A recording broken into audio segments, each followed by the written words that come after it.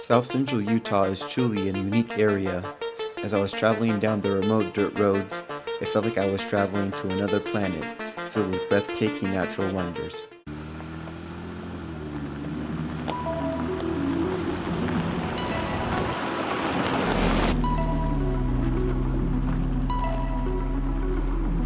I'm on my way to the Mars Desert Research Station. It's a place where scientists are simulating what it's like to do research on Mars.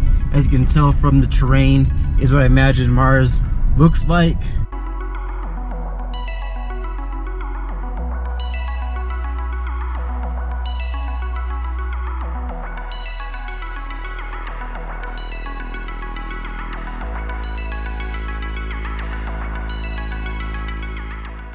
The Mars Desert Research Station is just outside of Hanksville, Utah. It is operated by the Mars Society. The organization's goal is to advance research in the pursuit of human space exploration.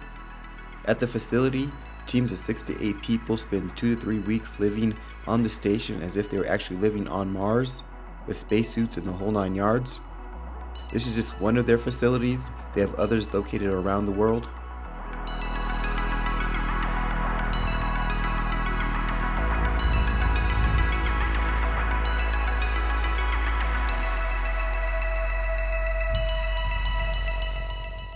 Made it out to the Mars Desert Research Station, and the place looks exactly how I'd imagine the surface of Mars being, so I can see exactly why they chose this place to set up their research.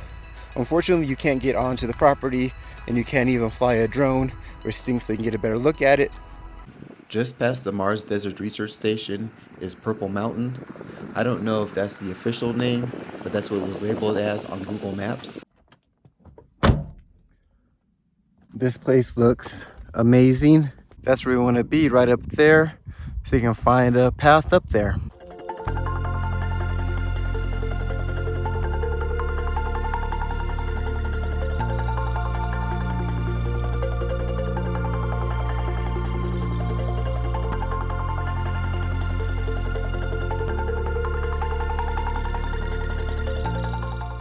The hills in this area have these colorful bands of red, purple, gray, brown, and green. The bands are bentonite, an absorbent clay. The bentonite is white or pale blue when it's freshly exposed and turns red, brown, and purple the longer it is exposed to the elements. You'll see it all along the road, but this area looks especially great. The key is you have to visit at the right time, either sunrise or sunset. The colors get washed out under the harsh light of the day.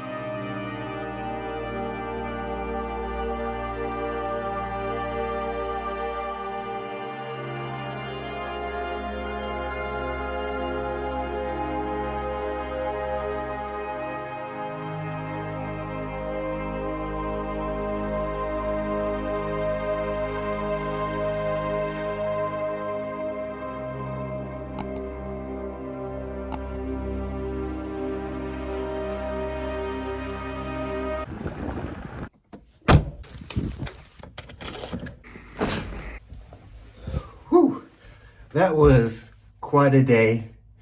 Had a blast. Factory view, amazing. Checking out Purple Mountain, awesome. And that's just the first day of the trip here. Looking forward to doing Goblin Valley tomorrow, along with Little Wild Horse Canyon. One thing to say, would you travel semi off season? Because I'm a little early. It's mid-March now.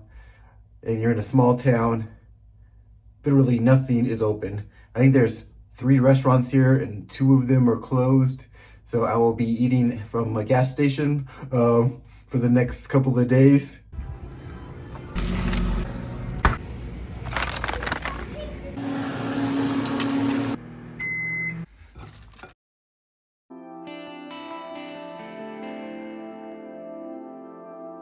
Welcome to the Valley of the Goblins. Goblin Valley State Park is located in south central Utah off of State Highway 24. If you're visiting Moab, it's about an hour and a half away. The park offers so many different activities. There's hiking, mountain biking, disc golf, canyoneering, and an amazing night sky.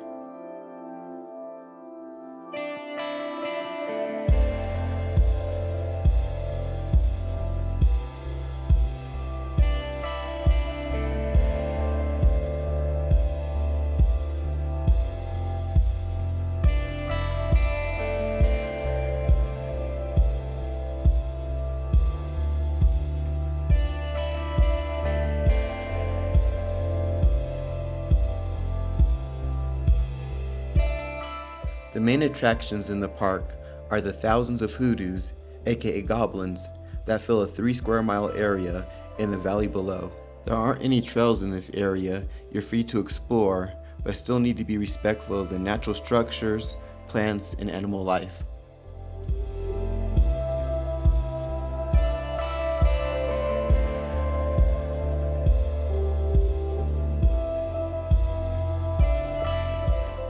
The goblins were formed through the erosion of sandstone, which was deposited about 70 million years ago when the area was a tidal flat next to an ancient sea. Now water and wind eat away at the layers of sandstone, clay, and shale, creating natural formations that are truly amazing.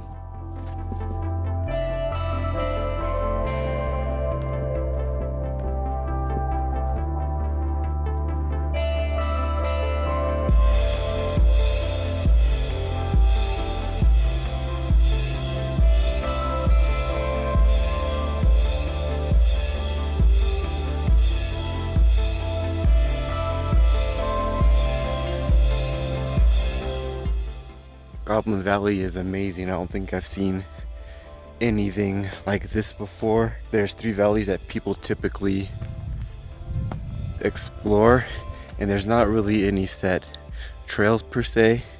You can just kind of wander and explore and check everything out, and it is really cool. It's like a big playground. You can just explore and take your time, and it is pretty awesome.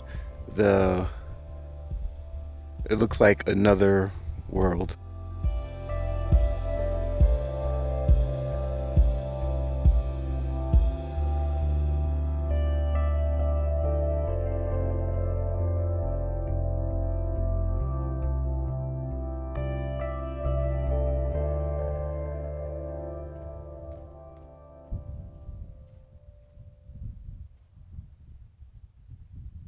So let's go see Goblin's Lair. The hike to the Goblin's Lair is 1.5 miles one way.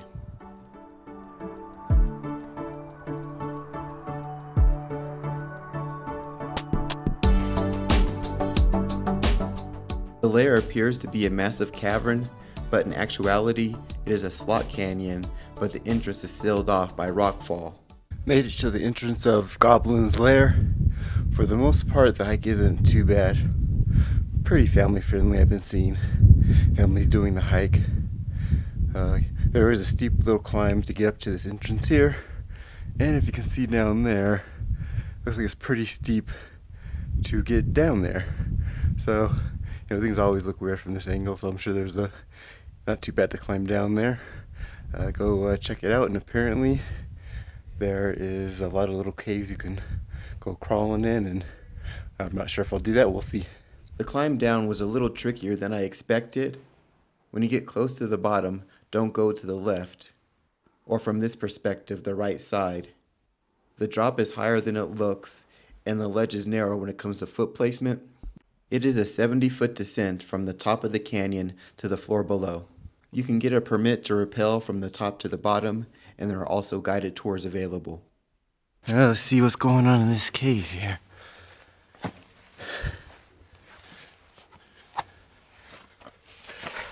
Okay, yeah, it is crazy dark in here. And if you're in here, you have to lay on your belly, even if you were, a kid. So I think I'm not interested in crawling on my belly, but apparently even on your belly it goes quite a bit further back. So that's a cool little place. Definitely worth the hike and waiting out the storm. Now I gotta head out of here. I'm going to go the other side so I don't nearly kill myself and head on to the slot canyons. Little Wild Horse Canyon is located a few miles outside of Goblin Valley State Park. The trail is popular because you can experience the incredible beauty of slot canyons without any canyoneering experience. Okay, now it looks like we're getting to the entrance of the slot canyon here. Just from the entrance, it looks pretty amazing.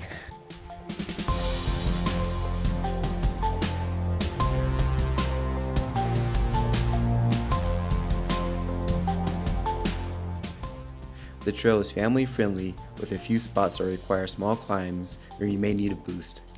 Out and back the trail is 4.5 miles, but if you are filling up to it, the entire loop is 8 miles.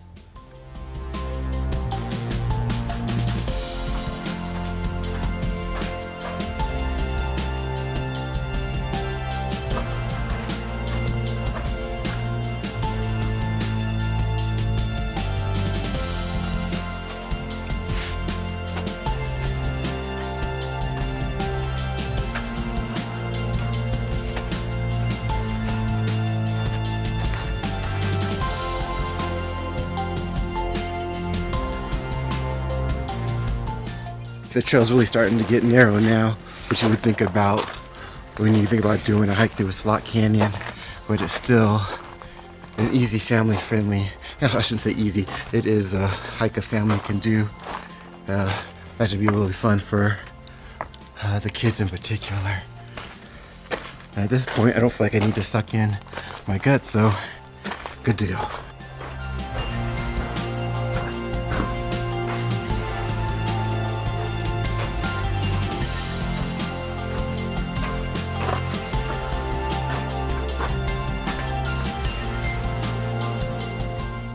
If you're enjoying this video, like and subscribe so you don't miss my next one.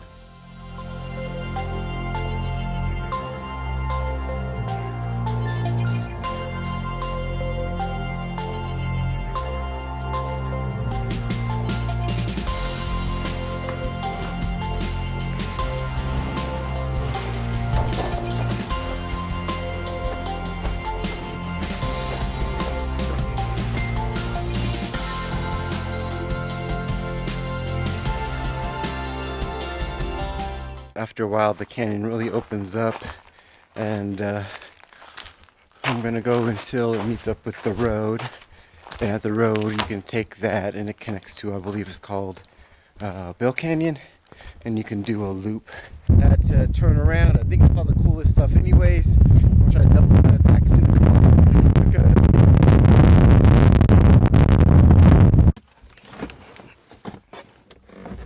Well, that got a little crazy. Unfortunately, I couldn't make it to the end of the trail because of that wind and the rain, and it was thundering. And of course, come back to the parking lot, the sun's out, perfectly peaceful. But I think I saw all the cool stuff anyways. So, into day 2, long day, but amazing day. Tomorrow, hitting the trail and checking out Cathedral Loop. Do not miss it. It's going to be great. Click the end screen now to see the rest of my trip.